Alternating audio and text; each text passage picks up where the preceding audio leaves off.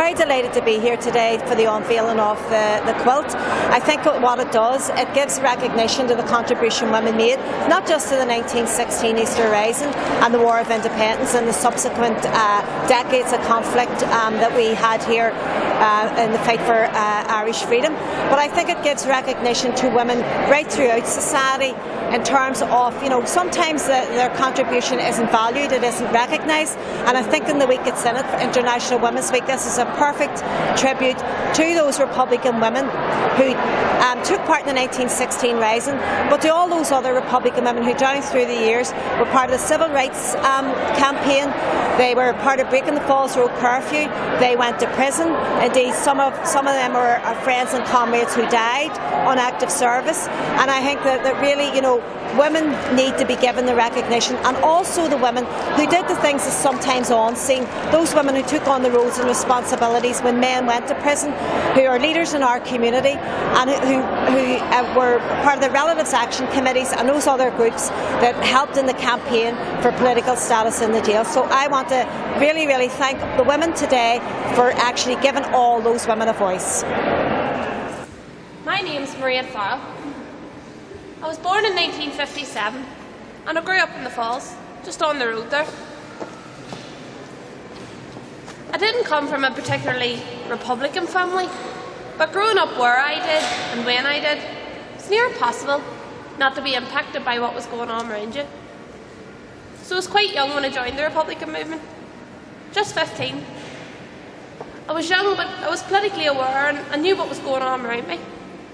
I could see that we were victims of the British occupation, and I knew that if I wanted to do something about it, if I wanted to defend my people, my community, that I'd have to become involved. I was captured in active service then, in April 1976. I was brought to court, but I refused to recognise the court. I got 14 years. I was one of the first female Republican political prisoners to be sentenced without special category status in Armagh jail. They were trying to criminalise us. I told them at the time, I'm a volunteer in the Irish Republican Army. I am a political prisoner here in Armagh jail, and I'm prepared to fight to the death if necessary for doing that right. I was released then from jail, and it was reported back to the army immediately. But outside of the army, I loved to travel.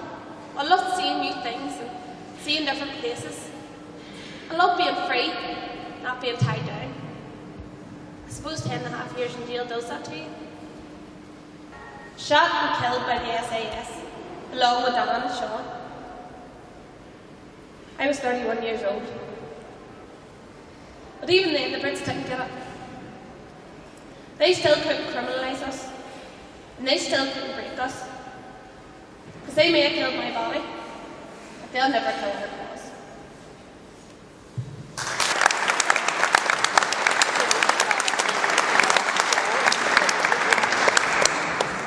With this being the anniversary of the 1916 uprising, we, the women of the Tar Anall 50 Plus group, wanted to do something in memory of the women that were involved in the rebellion. So we came up with the idea of doing the quilt. We done women from the north and women from the south. It was sort of, there was the women in the group, most of the women weren't able to sew, so a lot of the women sewed, but everybody sort of gave encouragement and thing, and that there was a couple of women helped with the research for it, and that's how it all came. It was a long sort of process, and we eventually got here in the end, and this was the end product. Sings a rebel song, and everybody sings along. Just one thing I'll never understand, every damn rebel seems to be on hand. For things of the bold Fenian men and the boys from the old brigade. What about the women that stood there too when history was made? Dear Mother Ireland, with your freedom-loving sons, did your daughters run and hide at the sound of the guns? Did they take some part in the fight? And why does everybody keep them out of sight? They sing of the men of the West and the boys of Wexford too. Were there no women living on these parts? Tell me, What did they do? Singers sing the rebel song, and everybody sings along. Just one thing I'll never understand. Every damn rebel seems to be